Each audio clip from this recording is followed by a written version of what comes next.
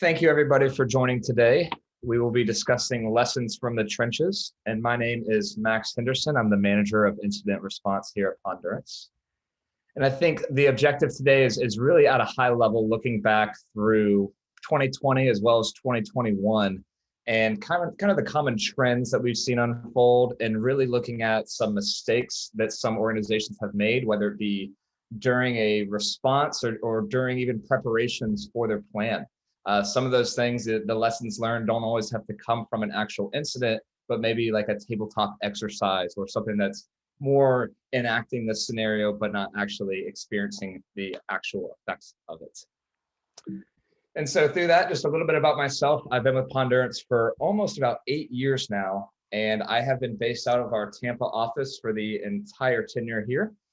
I do have a background coming from Pondurance's MDR solution, working as a security analyst there, and then transitioning into the incident response with a heavy focus on forensics, and now managing the team as we grow and continue to build out that practice, especially with going back to 2020, 2021, seeing all the large upticks and surges in various different types of ransomware cases. You look at business email compromise types of cases, really, really interesting. And perhaps you don't know what some of those may entail, but hopefully today you'll have a little bit better of an understanding of that.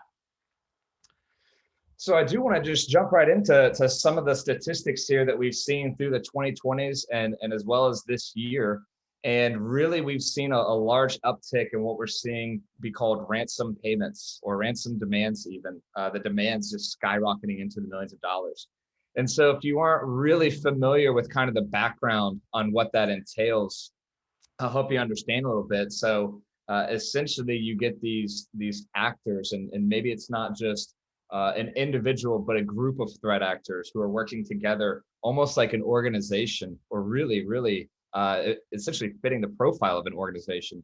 And what they're doing is they're both rendering your network inaccessible and holding it hostage for payments, but they're also stealing data, and they're threatening to post your data online. They're threatening to contact reporters about your stolen data. And some of them threaten to send so much traffic to your network that it can't even operate in that sense. Sometimes they don't even have to enter the actual network. But what we're seeing through this is as we observe these payments from 2019, 2018, 2017, they were nowhere near towards the amounts that we're seeing over the past 2 years. And it's really something extraordinary to observe, and really concerning, just seeing how that it doesn't appear that there's an end in sight with this.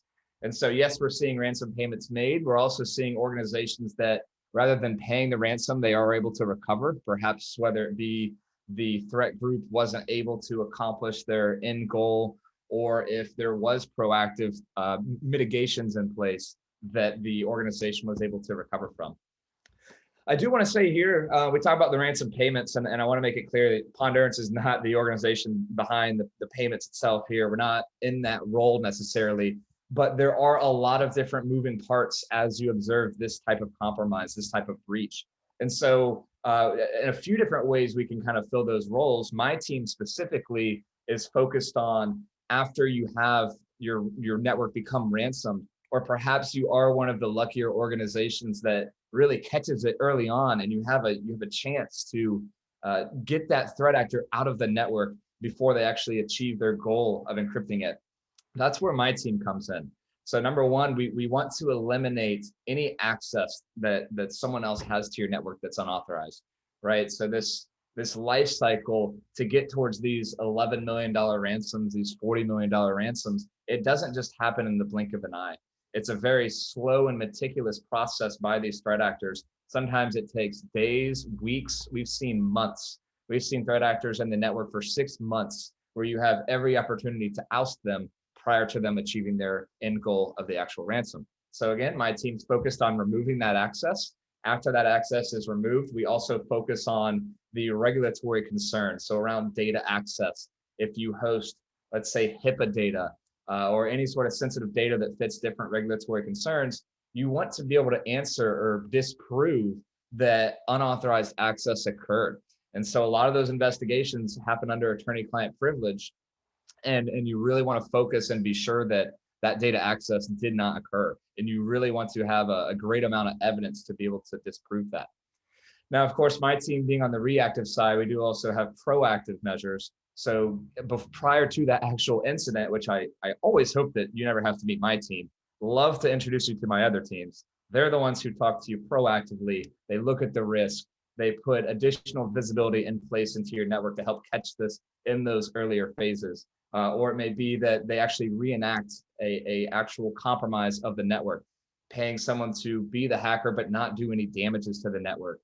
Those are a lot of ways that you can proactively learn those concerns without having to call my team to come in and get it and learn your lessons after the fact. So we do see that when we look at the actual numbers to kind of support that ideology, and of course it helps to be prepared. So prior to you actually having that compromise, you can develop a plan that's tailored towards different kinds of incidents or scenarios, and drilling in on anything from the way that your team communicates to who gets called to who has what responsibility, and then even looking at the technical measures of that IT team or security team and what they're able to take, who has the authority to perform these. Those sorts of tests, those sorts of plans drastically reduce the end cost when you actually do have an incident. I think we see the number here is 42.1% cost difference between those two. Very simple, very easy to start that talk, to start that discussion on planning, to reenact what it may look like during an incident. And then from there, when it actually does occur, you may not be the one who actually gets encrypted, or you may not be the one who has to declare a data breach because you don't have the logs available, or you don't have the ability to make that determination. And we'll look at that here in a second, kind of some of the missteps that happen through that. So as you walk through these incidents and you do have a plan, you do have a process, it's very easy to follow. It's very easy to get into the rhythm, get into the expectation of knowing what to do. We see that even though you have a general idea of how you want to respond in a moment of high pressure, in a moment of a crisis, everybody may react differently if it's not on paper. Decisions can be made in one department, decisions can be made by individuals that end up affecting the end result of your investigation.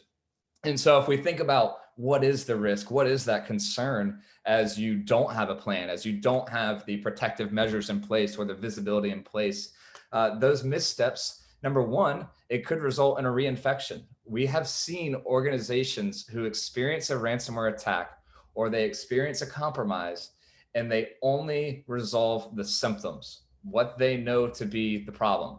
And that may be with ransomware. If we think about your systems, you can't access them, or maybe you have backups, maybe you can restore to an earlier state, but you don't know if that threat actor, if that group was inside the network at the same time that your backups were created.